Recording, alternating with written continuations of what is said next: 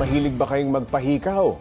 Kalmahan lang. Ang isa kasing babae, nagkaroon ng singlaki na holen na keloid dahil dyan. Para bigyan ng mukha ang balita, Mobile Journal Ray Vicente. Paramihan hikaw sa tenga. Yan ang isa sa mga pausong sinabayan ng 24 na taong gulang na si Eliza.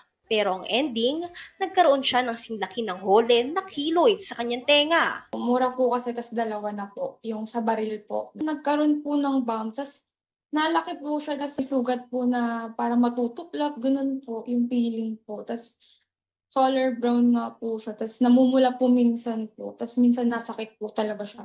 Taong 2023 pa raw noong nagpabutas siya ng tenga. Noong una ay piercing bump lang daw hanggang sa lumaki, nagbabalat at naging matigas na keloid taong 2024. Hindi po kasi ako nakontento po, so nagpabutas po ulit ako.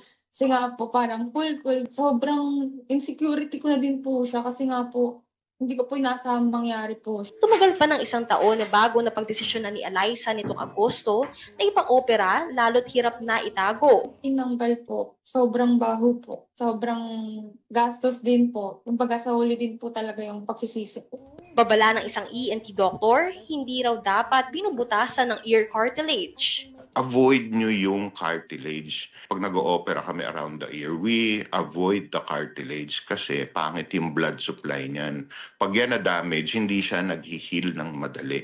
Mula piercing bump ay posible raw maging keloid kapag napabayaan. Ayon kay Doc, trauma raw sa balat at buto ng tenga ang piercing. Yung pinang-traumatize mo, kung hindi siya absolutely sterile or kung pangit yung pagkakaalaga mo, will lead to infection, which will lead to more trauma into that area na nabutas in the first place. Okay? So, yun yung ano doon. So, the more trauma, the more likelihood na magkakaroon ng keloid. Kamalaman mong bump siya, pag masakit, tas malambot, okay, malamang bump lang yan, na-infect lang yan. Pero pag keloid, ay malaki na, matigas siya, tas wala namang pain. The more the merrier, ika nga nila. Pero lahat ng sobra ay nakakasama. Kaya hinay-hinay lang sa mga nilalagay sa tenga. Mga kapatid, mobile journalist Ray Vicente po, hatid ang mukha ng balita. Pag-usapan pa natin ang panganib sa sobrang butas sa tenga kasama si Mobile Journal Ray Vicente. Ray, gaano karaming butas ba ang nagkaroon itong si Eliza bago nagka-keloid? In total, Pops J, 7 piercings. So, 2 dito sa left, tapos sa right kung saan siya na-infect nga, 5. And 5? then, yes, Pops J. So, 3 piercings yung nasa cartilage area niya, which yun yung nagkaroon ng bukol, piercing bumps hanggang sa naging keloid. Okay, Ray, ngayong naoperahan na si Eliza sa tenga, may plano pa raw ba siyang magpabutas ulit? O may kaba na siya? Natakot na?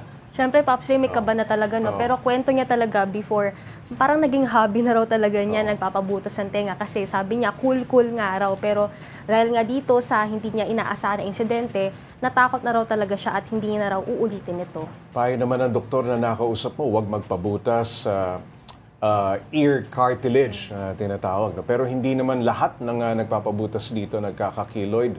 Tsambahan lang ba talaga na mamalasin? Depende yan, Pops, no? Kasi yung piercing bump, normal na reaction yan. Pero once na naging keloid, yun na yung talagang infected. And ang dito kasi kay Eliza is hindi niya talaga naasikaso, hindi niya nalilinisan. So yun yung, kumbaga hindi siya tsamba. So talagang kapag hindi mo naalagaan, doon nagkakaroon ng problema. Okay, Ray, para sa mga gusto magpabutas ng tenga, hanggang ilan lang daw ba ang payo ni Doc at saan ang mga dapat iwasan na lugar? Wala naman daw exact number, Pops, kung ilan, pero mas mabuti na iwasan talaga yung cartilage dahil mahirap nga daw yung supply ng dugo dito. Alright, maraming salamat, Mobile Journal Ray Vicente.